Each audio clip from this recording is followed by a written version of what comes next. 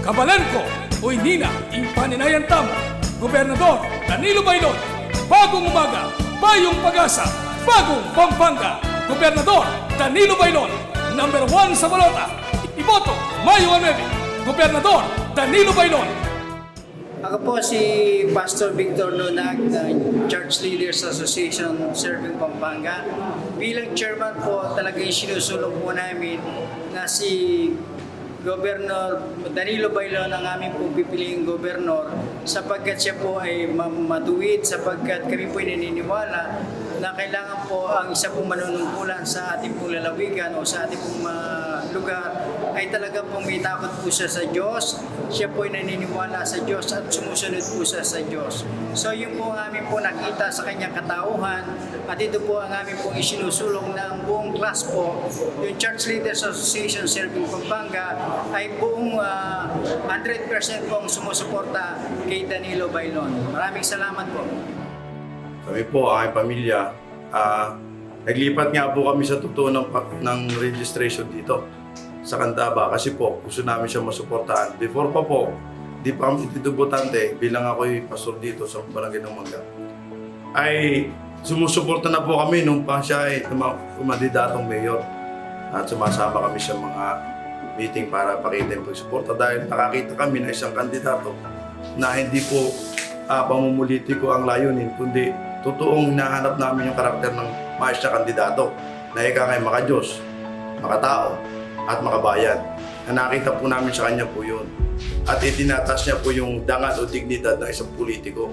Dahil malinis po, tulad ng kulay niyang puti, malinis po ang kanyang layunin sa aming pong bayan at lalong patunayan nag-mayor siya.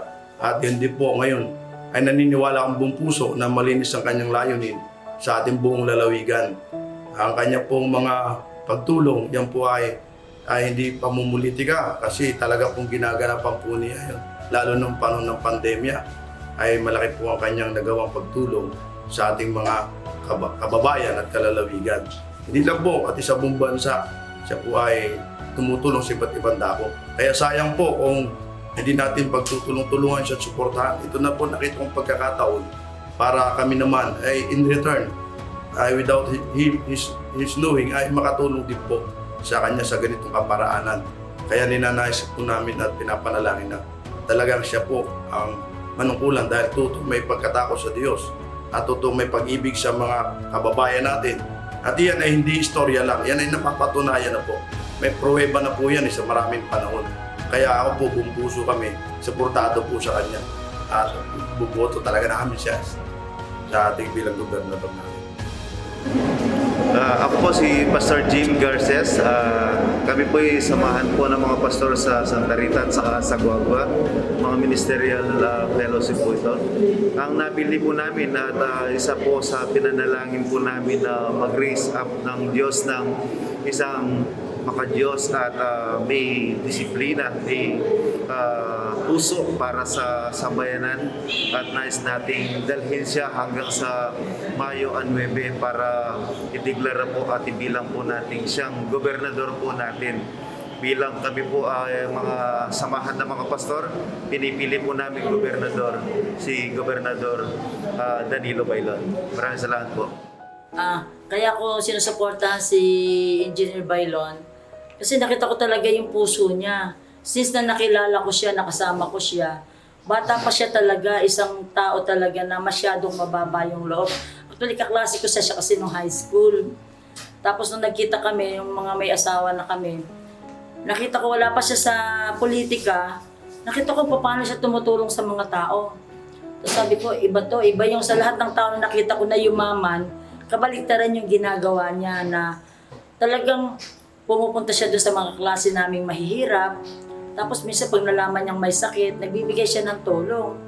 Tapos nung tumakbo na siya sa politika at nasama akong missionary, talagang sa loob ng 2 years na pandemya, wala kaming hinto. Hindi siya huminto ng pagtulong sa mga tao sa baha.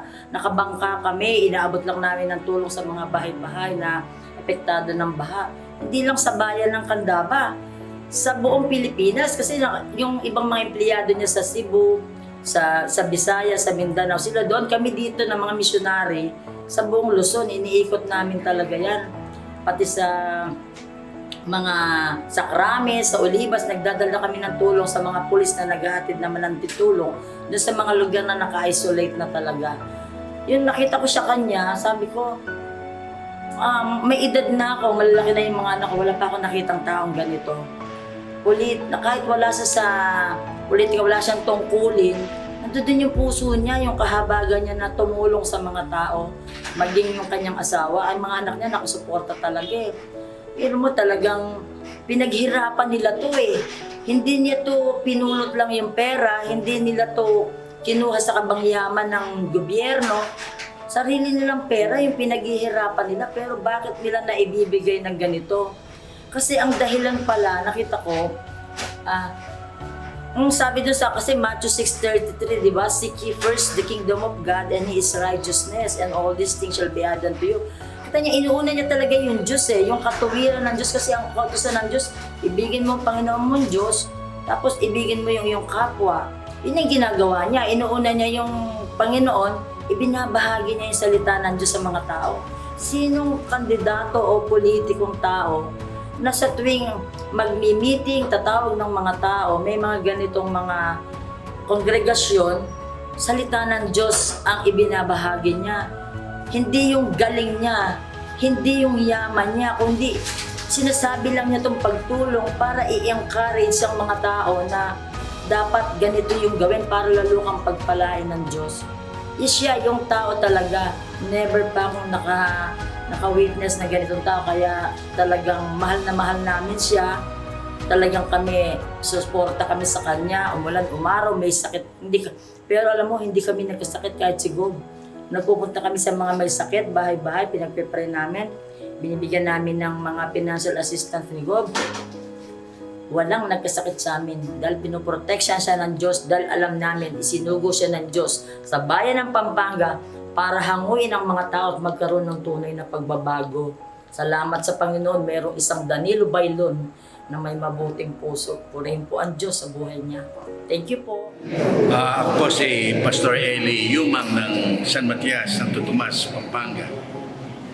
Isang dahilan bakit ako ay isa sa mga sumusuporta kay Engineer Gobernador Danilo Bailon.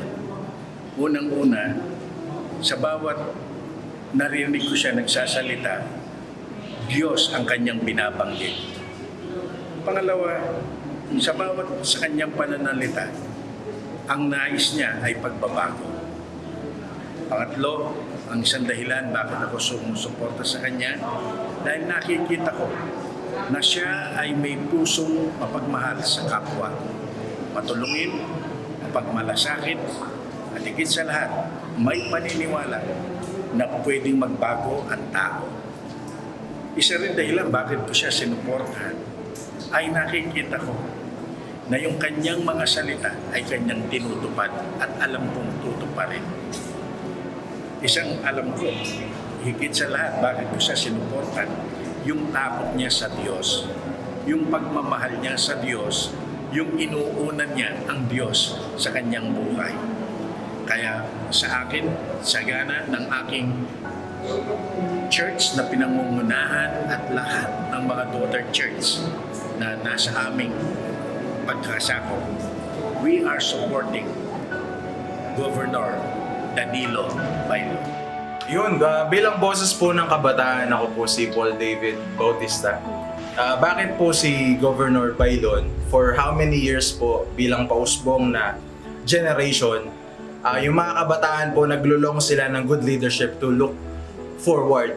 Pero nakikita po namin mga kabataan ngayon na within pandemic, nakikita namin yung mga nabigay na solution is parang band-aid solutions lang. And after pandemic, no, mas lumala yung sugal, mas lumala yung mga bisyo, mas parang dumami yung mga online sabong na nakikita ko every kanto, mas marami pa yung sabong sa cell groups. So, nabahala ako bilang kabataan kasi we are focusing on the growth of youth spiritually. And para sa amin, mahirap kalabanin kung nasa baba lang kami, kung yung nasa taas nag-i-implement siya ng mali. So bakit si Gov. Bailon? Kasi nakikita ko in the near future, kailangan maayos yung sa taas din para maayos din yung nasa baba. Kaya po si Bailon yung nakikita ko na iboboto namin mga kabataan kasi maraming pamilya yung nawasak sa isabong, maraming kabataan yung nagpakamatay dahil sa utang, maraming kabataan yung nabubuksan yung isip na dati yung sabong napupunta, namamasahe ka pa, ngayon yung sabong nasa phone mo na. Ang daming bisyo na ma-access mo lang sa phone, and then Gcash, sobrang dami, accessible, and walang ginagawa yung nasa itaas, which is leadership. So ang nangyayari lang, ang pinakasaluhan ng mga sakit saluhan ng sakit na loob yung mga churches. And yung mga churches wala ding makampihan kasi yung nasa taas mali rin. Kaya ngayon nakakita ako ng isang leader na focus siya sa pinapagawa ni Lord. Ayun yung puksain at titigil yung mali. Ano yun? Yung pagpigil sa mga bisyo, yung nakakasama sa kabataan na in the near future na makikita namin for the next generation, pwede namin maipagmalaki na si Governor Bailon, tumayo siya sa tama at kahit buhay niya pa yung kapalit, niligtas niya yung mga malululong at may iba pang kabataan na may dadala sa bisyo. Kaya yun yung isang dahilan ko, kaya binoto ko si Gov. Bailon para ilayo yung kabataan sa mga bisyo at nakita ko na focus siya sa goal niya at Christ-centered siyang leader. Yun lang po. Okay, gandang araw po sa ating lahat. Kami po ay naparito ngayon para talagang isigaw namin na si Governor Danilo Bailon ang aming napupusuhan dahil sa simula ng siyang makilala, nakita namin ang kanyang kababaang loob, isang tunay na nakikita namin bilang isang leader at isang tunay na matulungin sa bayan po ng Pampanga at very reachable siya at napakasipag na tao at nakikita namin na halos wala siyang kapahingaan at nakikita namin sa kanyang success bilang isang engineer at bilang isang merong business sa pizza at sa Manuka. Nakita namin ang kanyang success. So, ako po si Bishop Edison ng New Hope Dawson Church at ako po isa sa mga ministerial chairman ng Mexico Pampanga. Good evening po sa mga kababayan ko. Ako po si Pastor Sam Batak na naghahayag ng pagsuporta kay Governor Danilo Bailon dahil nakita ko po sa kanya ang magandang katangian bilang isang leader. Mayor pa lang namin siya sa Candaba ay tunay na nakita namin ang kanyang pagiging responsable. Responsable sa kanyang pamilya, responsable sa kanyang katungkulan. At nakita ko ang isang pagiging makadiyos sa kanyang buhay. Gusto ko sa isang bayan na mayroong Diyos, mayroong dignidad, at mayroong disiplina. At nakita ko sa buhay ng nagnanais maging Governor, Danilo Boy Bailon. At sa akin po, ang gusto ko, isang mabuting leader sa probinsya ng Pampanga. Mapagparang araw po, ako po si Bishop Marvin Hidrosulam ng Mexico, Pampanga, Mount Vernon Independent Baptist Church. Dahilan kung bakit si Engineer Danilo Bailon ang aming pinili na maging gobernador na iboboto sa darating na May 9 sapagkat isa siyang magandang halimbawa sa pamumuno na nakita ko na ginawa niya dito sa lugar ng Candaba. At kung yun po ay may papalaganap sa buong lalawigan ng Pampanga, ay palagay ko magiging disiplinado at magiging makadiyos ang maraming tao at magiging magandang halimbawa sa pamumulitika ang ginagawa ni Engineer Danilo Bailon sapagkat inuuna niya palagi ang Diyos sa lahat ng kanyang pupuntahan. So yun lamang, kaya sa darating na Mayo 9, dating kalimutan, na iboto si Engineer Danilo Bailon. Maraming salamat. Ako po si Pastor Lino Binuya, taga San Fernando. Noong narinig ko po ang pagtulong-tulong ni Engineer Bailon noon, hindi pa siya mahabol bilang gobernador ng Pampanga, marami siyang natulungan ng mga churches, lalo na yung mga nabigyan niya ng mga itlog, no? At isa po ako doon sa nabigyan ng isang beneficiary. At the same time, yung mga pinamimigay nilang manok noon, no? So, sa aking kaisipan, bakit ginagawa niya ito? No? Tumutulong siya Hindi lamang noon, hindi lamang taga Pampanga, kundi ibang probinsya. At dumating ang panahon noong nagpalse ng candidacy sa Kapitolyo. Actually, isa po ako sa sumama noon. Hanggang sa maging ang kanyang asawa na nagpal dito sa Candaba, kasama rin po kami noon. Ngayon, bakit siya iboboto o bakit kailangan siya suportahan? Nakita ko po ang pagmamahal niya sa Diyos at sa bayan. Nakita ko po na ayaw niya ng sugal. Ayaw niya ng mga bisyo. Ayaw niya na ang mga Kapampangan ay ginagamit ng mga politiko sa mga maling kaparaanan. Bakit siya kailangang iboto? Siya, ang kanyang nakikita kong battle cry ay bagong umaga, bagong pag-asa, bagong Pampanga. Anak ng ama, anak ng masa. Nakikita natin sa kanyang istorya ng buhay, ang pinagdaanan niya, naging tricycle driver, naging security guard, naging successful sa kanya bilang negosyante. No? At nakita ko po na sa kanyang pakikipaglaban para sa kahirapan, matulungan ng mga Kapampangan, nandun po masigasig niyang mithiin sa kanyang puso na maiangat ang buhay ng mga Kapampangan. Hindi po yung tuwing eleksyon lamang ay lumalapit sa mga politiko dahil may pera.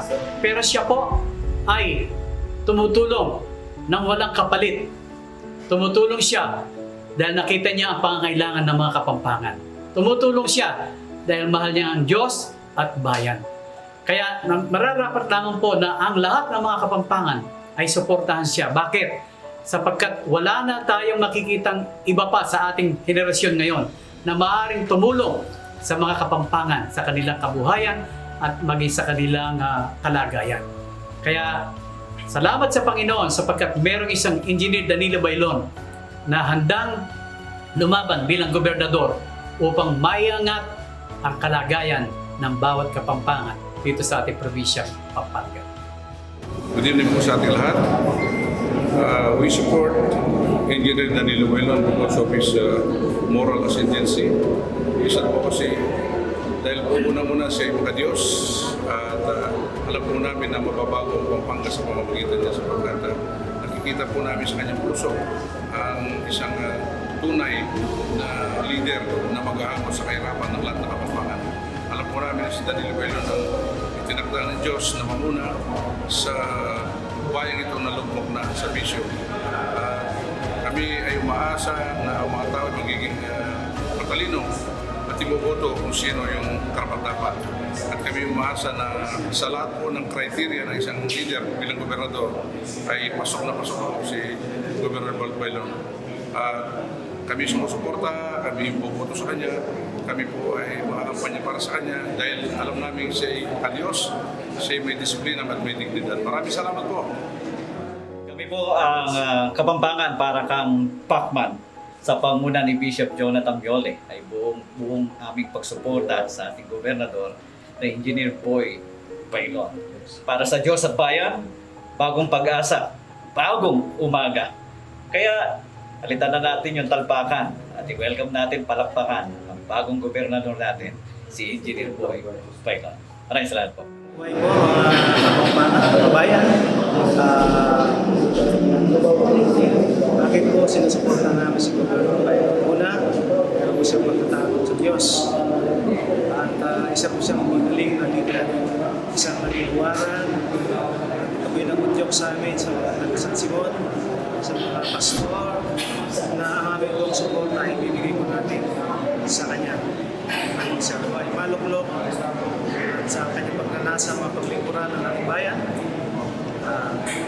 Nalangin po namin na lagi siyang samahan ng aming Panginoon.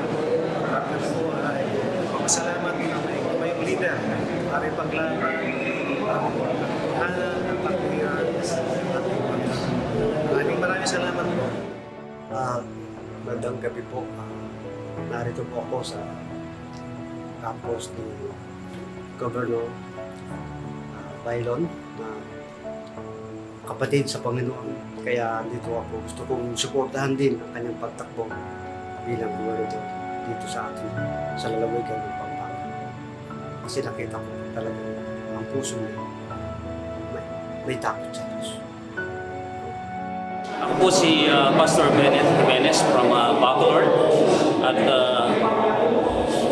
kaya po sinusuportahan namin si Engineer Bailon dahil po sa kanyang mga gustong gawin para sa Pampanga at ikabubuti po ng bawat Kapampangan.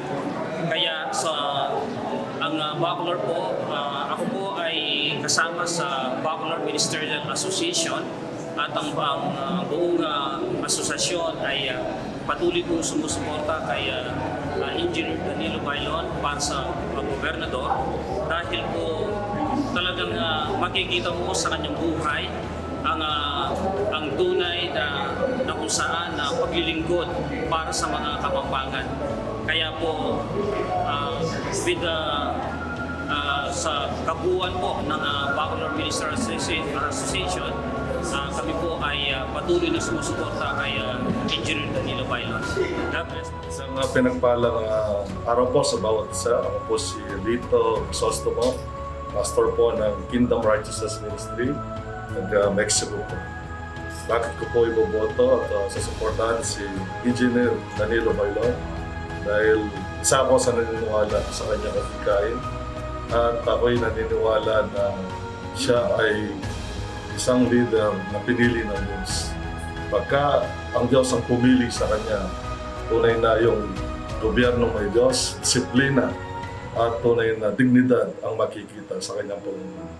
Gusto ko ring masubukan yung bagong umaga, yung bagong bukas, yung bagong Pampanga. Dahil nasubukan na natin yung dating pamumuno. Let's give him a try. Salamat po. Magandang gabi po sa ating lahat. Ako po si Pastor Freddy Casulia. Kung bakit sumusuporta ako kay Gobernador Danilo Bailon, sapagkat naniniwala ako doon sa sinasabi ng banal na kasulatan na mapalad ang bayang si Yahweh ang Diyos. Sa pagkakataong ito ngayon, isa si Gobernador Danilo Bailon sa taong makadiyos. Kaya't naniniwala ako na kapag siya ang namuno at naging ama ng Pampanga, magiging mapalad ang bayang Pampanga. God bless po. Bakit si Engineer Boy? Si Engineer Boy lang naman ang nagpakita nung panahon na ang tao ay lahat takot sa pandemic. Siya lang naman ang tinaguriang pandemic hero na tumayo, nagpakita ng malasakit, ng pagmamahal, hindi lang sa tao ng Pampanga, kundi sa Luzon, Visayas at Mindanao. Bakit ko siya iboboto? 3 bagay. Si Danilo Boy Bailon ay may pag-ibig para sa kanyang kapwa, siya ay tapat sa kanyang serbisyo at laging may malasakit para magpakita ng magandang serbisyo para sa bayan ng Pampanga. Danilo Bailon, number 1. Naniniwala po tayo that the rise and fall of the nation depends upon the leader. Kaya para sa akin po ay sinusuportahan ko si Gov. Danilo Bailon dahil meron siyang katangian ng pagiging isang mahusay na leader at handa siyang magpakababa para abutin yung mga tao at ipadama yung pagmamahal.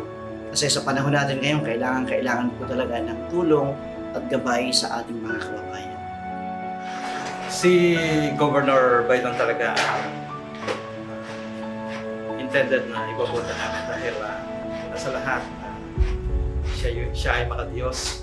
Pangalawa ay talagang makikita mo na mayroong integrity at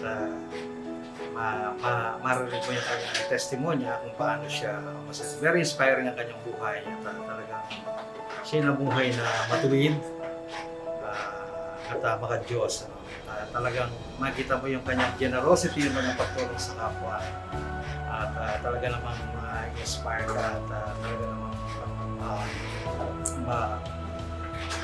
ma-amaze ka sa kanya dahil siya lang yung tumayo at lumaban. Lalo na mabigat yung kanyang